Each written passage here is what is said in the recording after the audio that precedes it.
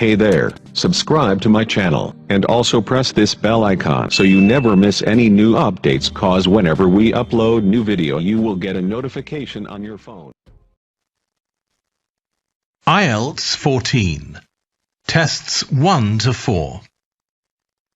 Published by Cambridge University Press and Uckles 2019. This recording is copyright. Test 3. You will hear a number of different recordings, and you will have to answer questions on what you hear. There will be time for you to read the instructions and questions, and you will have a chance to check your work. All the recordings will be played once only. The test is in 4 sections. At the end of the test, you will be given 10 minutes to transfer your answers to an answer sheet. Now turn to Section 1.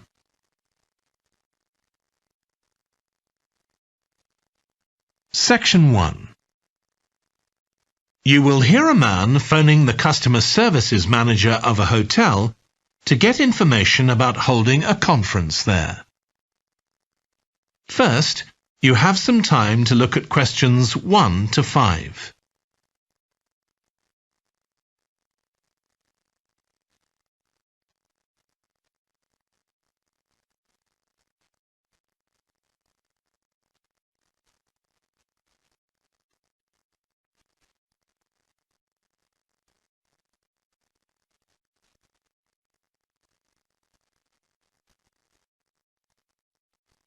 You will see that there is an example that has been done for you.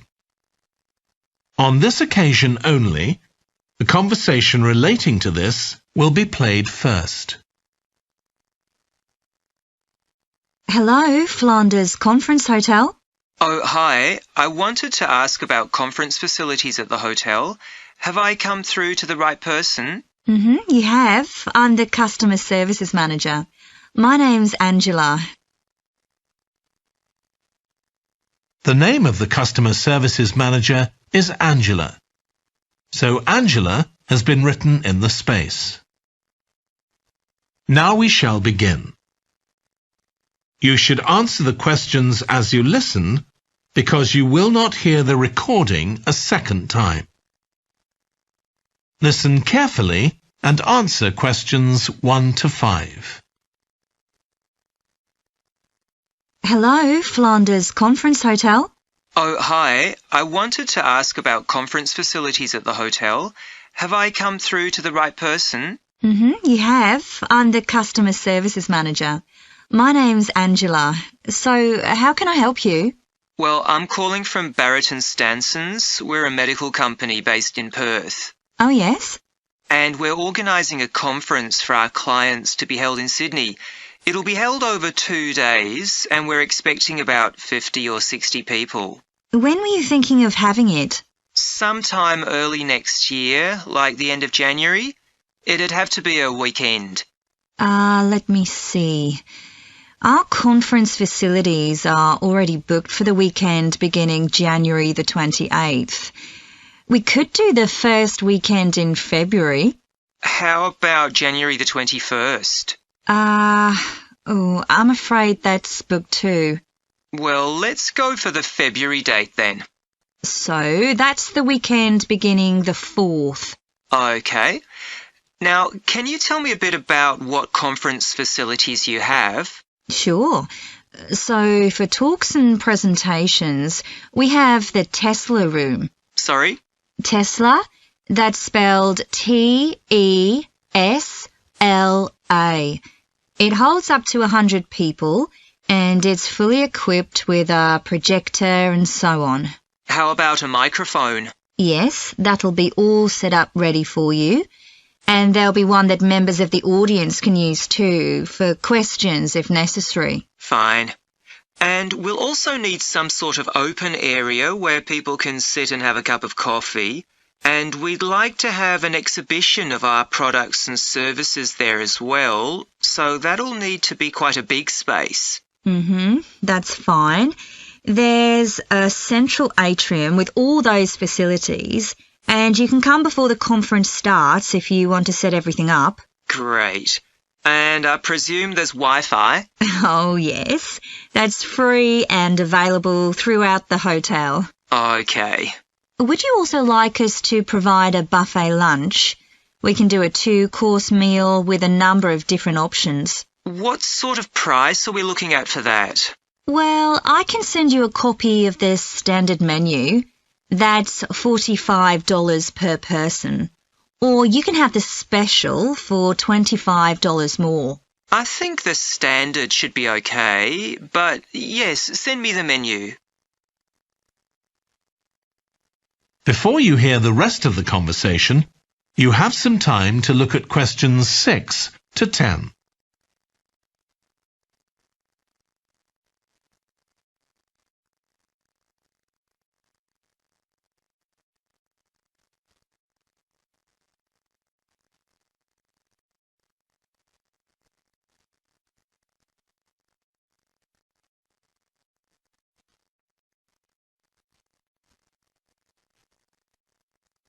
Now listen and answer questions 6 to 10.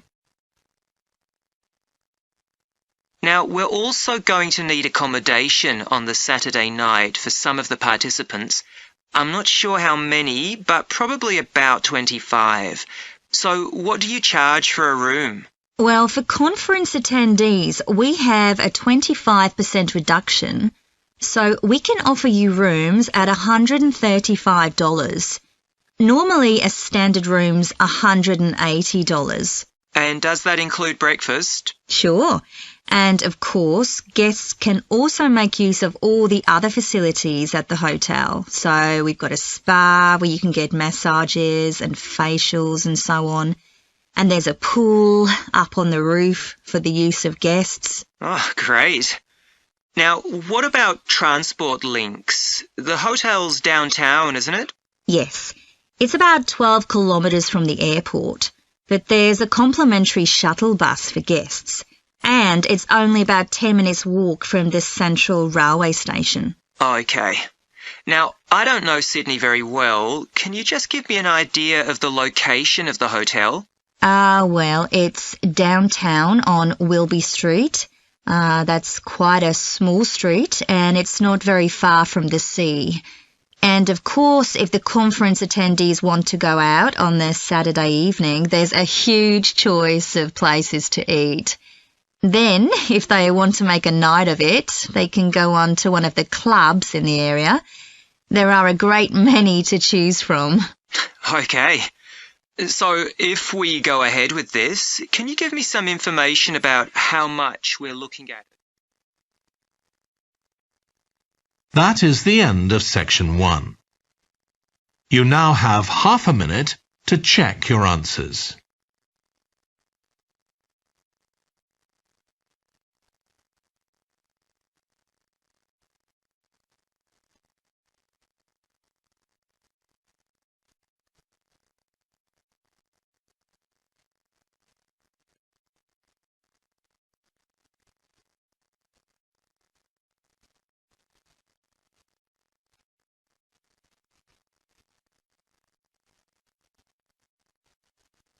Now turn to section 2.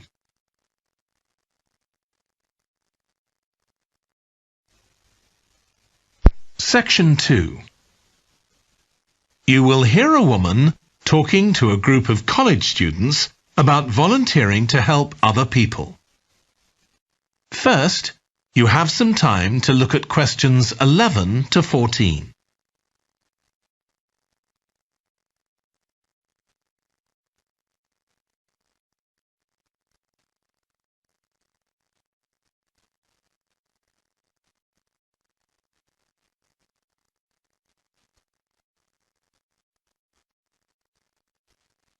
Now listen carefully and answer questions 11 to 14. Good morning. My name's Lucy Crittenden, and I'm the Director of Operations for an organisation that arranges volunteering in this part of the country. I'm hoping I can persuade one or two of you to become volunteers yourselves. Let me start by briefly explaining what we mean by volunteering. Volunteers are teenagers and adults who choose to spend some time unpaid helping other people in some way. Most volunteers devote 2 or 3 hours to this every week, while a few do much more. The people they help may have physical or behavioural difficulties, for example. Volunteers can do all sorts of things, depending on their own abilities and interests. If they're supporting a family that's struggling, for example, they may be able to give them tips on cooking, or recommend how to plan their budget, or how to shop sensibly on their income. They might even do some painting or wallpapering, perhaps alongside any members of the family who are able to do it. Or even do some babysitting, so that parents can go out for a while. The benefit from volunteering isn't only for the people being helped. Volunteers also gain from it. They're using their skills to cope with somebody's mental or physical ill health, and volunteering may be a valuable element of their CV when they're applying for jobs. Employers usually look favourably on someone who's given up time to help others. Significantly, most volunteers feel that what they're doing gives them a purpose in their lives. And in my opinion, they're lucky in that respect, as many people don't have that feeling. Before you hear the rest of the talk, you have some time to look at questions 15 to 20.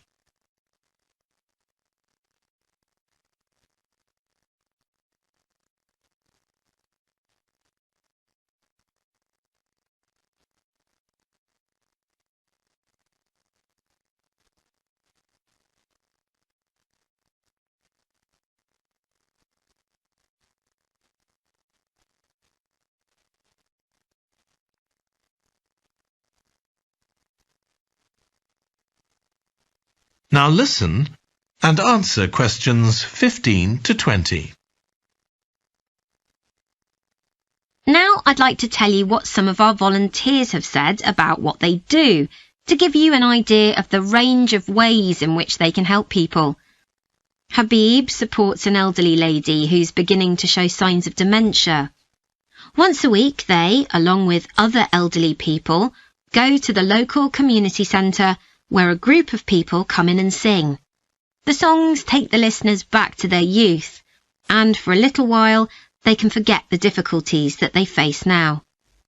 Our volunteer Consuela is an amazing woman. She has difficulty walking herself, but she doesn't let that stop her. She helps a couple of people with similar difficulties who had almost stopped walking altogether. By using herself as an example, Consuela encourages them to walk more and more. Min visits a young man who lives alone and can't leave his home on his own, so he hardly ever saw anyone.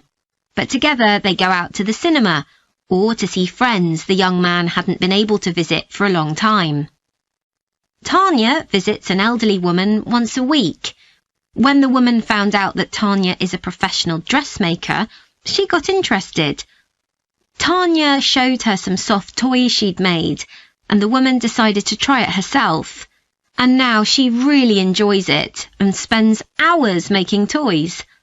They're not perhaps up to Tanya's standard yet, but she gains a lot of pleasure from doing it. Alexi is a volunteer with a family that faces a number of difficulties. By calmly talking over possible solutions with family members, he's helping them to realise that they aren't helpless and that they can do something themselves to improve their situation. This has been great for their self-esteem. And the last volunteer I'll mention, though there are plenty more, is Juba. She volunteers with a teenage girl with learning difficulties who wasn't very good at talking to other people. Juba's worked very patiently with her, and now the girl is far better at expressing herself and at understanding other people. OK, I hope that's given you an idea of what volunteering is all about. Now I'd like to talk to you about... That is the end of section 2. You now have half a minute to check your answers.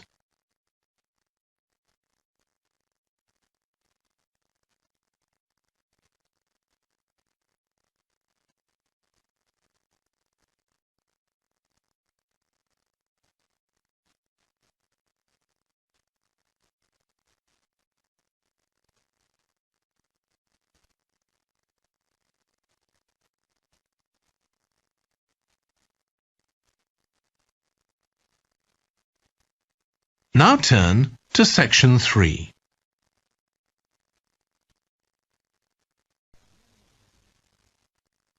Section 3. You will hear a trainee music teacher called Joe talking to his supervisor about the school marching band that he has been given responsibility for. First, you have some time to look at questions 21 to 26.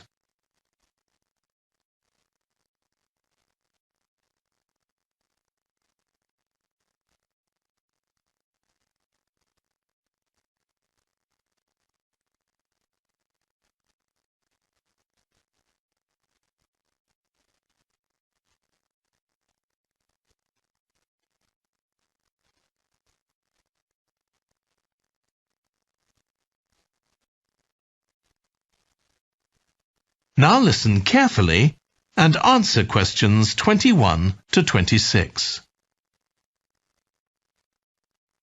So, how are you getting on with your teaching practice at the high school, Joe? Well, I've been put in charge of the school marching band, and it's quite a responsibility. I'd like to talk it over with you. Go ahead. You better start by giving me a bit of background. Okay. Well, the band has students in it from all years, so they're aged 11 to 18, and there are about 50 of them altogether. It's quite a popular activity within the school. I've never worked with a band of more than 20 before, and this is very different. I can imagine. They aren't really good enough to enter national band competitions, but they're in a regional one later in the term. Even if they don't win, and I don't expect them to, hopefully it'll be an incentive for them to try and improve. Yes, hopefully. Well, now the town council's organizing a carnival in the summer, and the band has been asked to perform. If you ask me, they aren't really up to it yet, and I need to get them functioning better as a band, and in a very short time.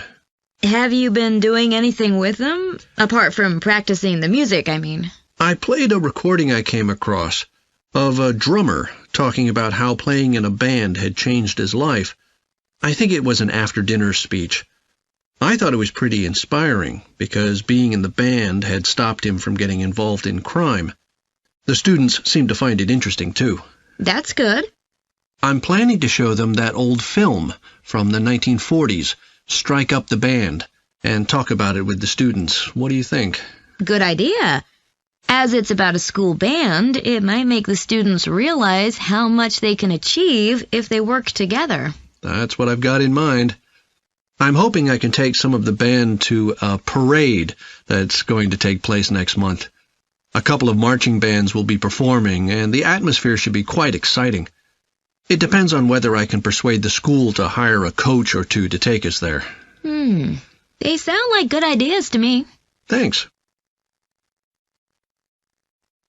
Before you hear the rest of the discussion, you have some time to look at questions 27 to 30.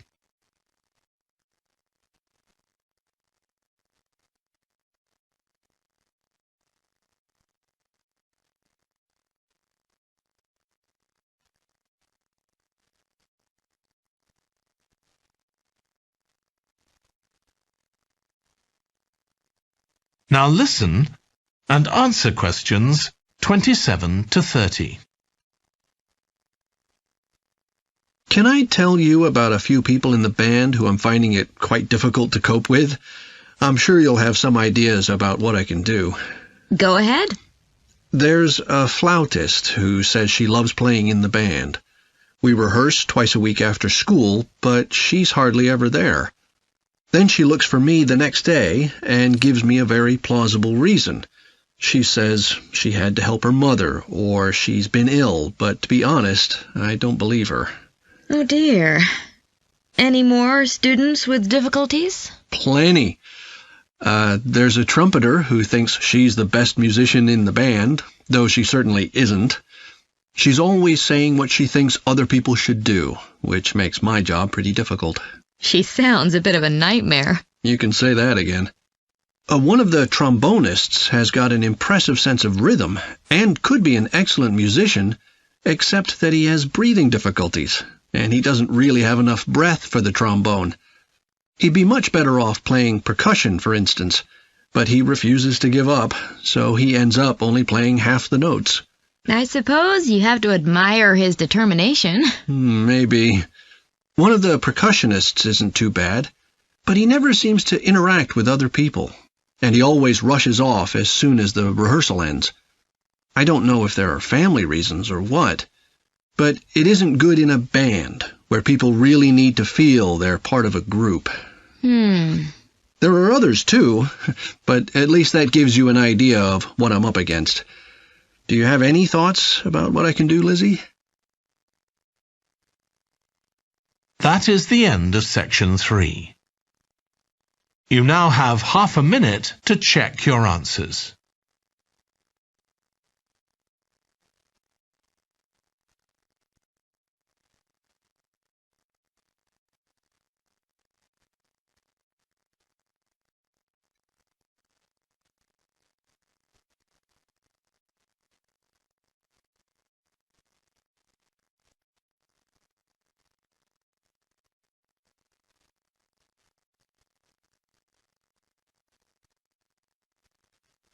Now turn to section 4.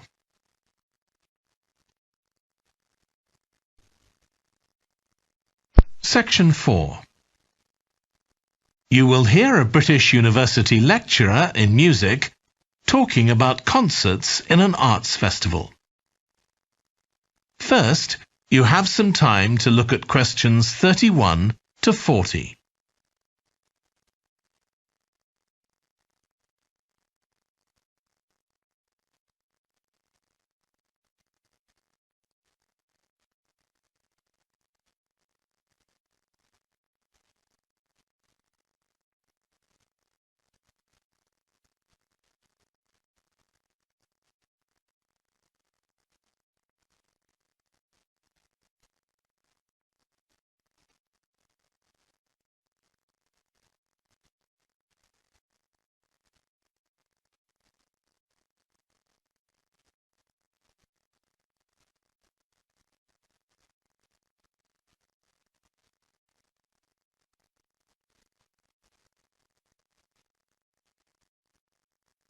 Now listen carefully and answer questions 31 to 40. As you all know, the university is planning an arts festival for later this year, and here in the music department we've planned 3 concerts. These will be public performances, and the programme has just been finalised. The theme of the festival is links between the UK and Australia, and this is reflected in the music. Each concert will feature both British and Australian composers. I'll tell you briefly about the Australian music, as you probably won't be familiar with that. The first concert will include music by Liza Lim, who was born in Perth, Western Australia, in 1966. As a child, Lim originally learned to play the piano, like so many children, and also the violin. But when she was 11, her teachers encouraged her to start composing. She found this was her real strength, and she studied and later taught composition, both in Australia and in other countries. As a composer, she has received commissions from numerous orchestras, other performers, and festivals in several countries. Liza Lim's compositions are vibrant and full of energy, and she often explores Asian and Australian Aboriginal cultural sources, including the native instrument, the didgeridoo. This is featured in a work called The Compass. Her music is very expressive, so although it is complex, it has the power of connecting with audiences and performers alike. In the festival, we're going to give a semi-staged performance of the Oresteia. This is an opera in 7 parts, based on the trilogy of ancient Greek tragedies by Aeschylus. Lim composed this when she was in her mid-20s, and she also wrote the text, along with Barry Kosky. It's performed by 6 singers, a dancer, and an orchestra that, as well as standard orchestral instruments, includes electric guitar and a traditional Turkish stringed instrument. Lim wrote that because the stories in the tragedies are not easy to tell. The sounds she creates are also disturbing, and they include breathing, sobbing, laughing, and whistling. The work lasts around 75 minutes, and the rest of the concert will consist of orchestral works by the British composers Ralph Vaughan Williams and Frederick Delius.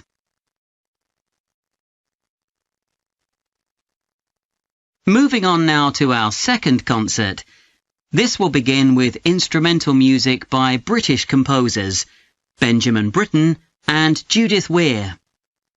After the interval, we'll go to Australia for a piece by Ross Edwards, The Tower of Remoteness.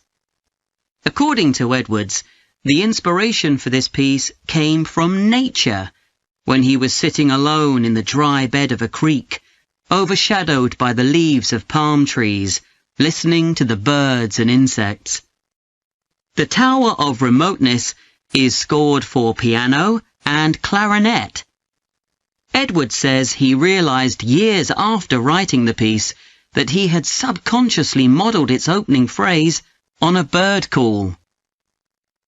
Ross Edwards was born in 1943 in Sydney, Australia, and studied at the Sydney Conservatorium of Music and the Universities of Adelaide and Sydney. He's well known in Australia, and in fact, he's one of the country's most performed composers. He's written a wide range of music, from symphonies and concertos to some composed specifically for children.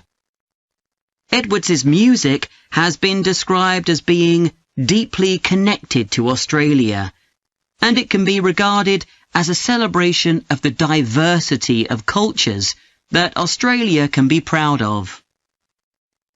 The last of the 3 Australian composers to be represented in our festival is Carl Vine. Born in 1954, Vine, like Liza Lim, comes from Perth, Western Australia.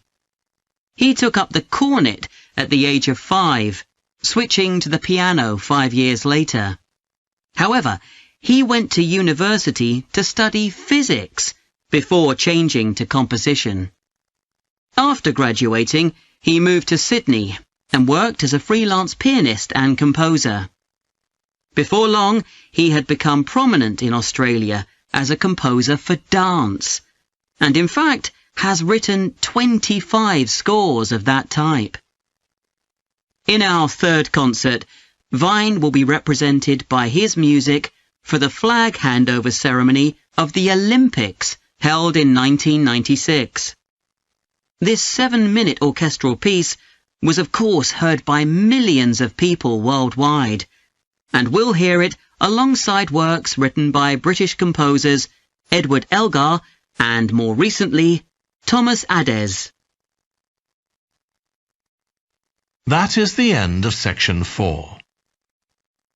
You now have half a minute to check your answers.